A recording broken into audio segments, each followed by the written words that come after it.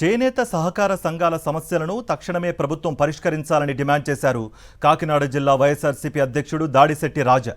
తమ న్యాయపరమైన డిమాండ్లను పరిష్కరించాలని కోరుతూ కాకినాడ కలెక్టరేట్ వద్ద చేనేత కార్మికులు, సహకార సంఘాల నేతలు ఆత్మగౌరవ దీక్ష చేస్తున్నారు.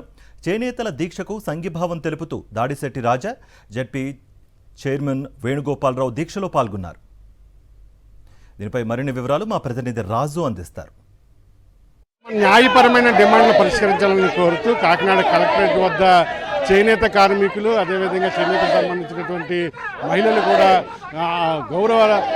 ఆత్మగౌరవ దీక్షలు చేపట్టారు. దాదాపు 4 రోజుల పాటు కలెక్టరేట్ వద్ద ఇక్కడ దీక్షలను కొనసాగిస్తున్న పరిస్థితి. ఈ నేపథ్యంలో చేనేతలు చేస్తున్నటువంటి ఆత్మగౌరవ దీక్షకు వైఎస్ఆర్ కాంగ్రెస్ పార్టీ సంఘీభావం తెలిపింది. ప్రస్తుతం మనతో ఈ చేనేత సహకార సంఘాలకు సంబంధించిన నాయకులు ఉన్నారు. చెప్పండి, ప్రధానంగా 4 రోజుల పాటు దీక్ష చేస్తున్నారు.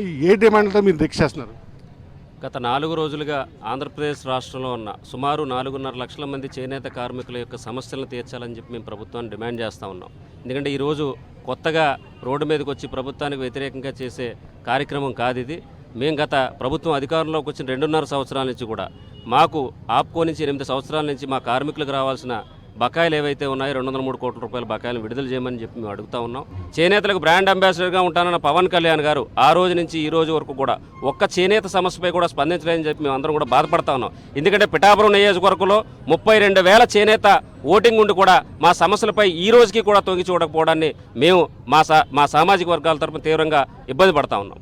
చేనేతల సంఘాలు కానీ మహిళలు కానీ ఆత్మగౌరవ దీక్ష చేస్తున్న ప్రభుత్వానికి చీమ కుట్టినట్లేదు. దీని మీద మీరేం చెప్తారు?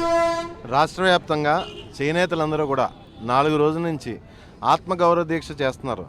ఈ రాష్ట్రంలో చీమ చిట్టుకమంటే ప్రభుత్వానికి తెలుస్తుంది. ఎవరన్నా సోషల్ మీడియాలో పోస్ట్ పెడితే ఈ ప్రభుత్వంలో పెద్ద నాయకులందరూ భుజాలు తడుముకుని వాళ్ళని లోపలేసి పరిస్థితి కనపడుతుంది. మరి ఇంతమంది అక్క చెల్లెమ్మలకు, అన్నదమ్ములు, కుటుంబాలతో సహా రోడ్డెక్కి నిరసన తెలియజేస్తుంటే ప్రభుత్వాన్ని ఎందుకు ఎన్నుకున్నారు ఈ ప్రజలందరూ కూడా? ఎందుకంటే ఈ దేశంలోనే అత్యధికంగా వ్యవసాయ రంగం మీద ఆధారపడతారు, తర్వాత చేనేత రంగం మీద ఆధారపడతారు ప్రజలు. ఈ దేశంలో ప్రజలందరూ ప్రభుత్వాన్ని ఎందుకు ఎన్నుకుంటారు? మా సమస్యలు తీరుస్తారు, ఈ ప్రభుత్వం వచ్చి మా సమస్యలు తీరుస్తుంది, మమ్మల్ని బాగా చూసుకుంటారని చెప్పేసి వన్ సైడ్ విక్టరీ కట్టబెట్టిన మీకు ఈ ప్రజల సమస్యలు మీకు కనబట్టలేదా? మీరు మాట్లాడితే 4 ఈవెంట్లు 6 టాపిక్ డైవర్షన్లు చేసుకుంటా పరిపాలన చేస్తున్నారు, కానీ ప్రజా సమస్యల మీద మీకు పరిపాలన చేయడం మీద కానీ మీకు పూర్తిగా అవగాహన లేనట్టు అనిపిస్తుంది. ఒకటైతే చెప్తున్నాను, ఈ ప్రపంచంలో ఎంత నియంత్రణైనా సరే ప్రజలు బాధపడితే కూర్చొని చర్చిస్తారు. ముందు చర్చలు లేవు, ప్రజలు ఏం చేస్తున్నారో కూడా పట్టింపు లేదు, ఏమీ కనీసం స్పందన లేకుండా ఈ ప్రభుత్వం విషయంలో నేను ఆ విషయంలో తీవ్రంగా ఖండిస్తున్నాను.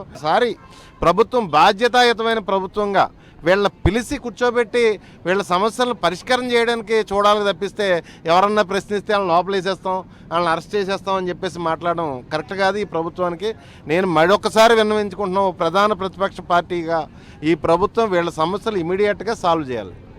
ఇది మనం చూస్తున్నాం. ఏదైతే చేనేత కార్మికులకు సంబంధించినటువంటి సమస్యలు ఉన్నాయో ఖచ్చితంగా సహకార సంఘాలకు సంబంధించిన ప్రతినిధులతో కూర్చొని చర్చించి ఆ సమస్యను తక్షణమే పరిష్కరించాలని చెప్పి వైఎస్ఆర్ కాంగ్రెస్ పార్టీ స్పష్టం చేస్తున్న పరిస్థితి అయితే ఉంది.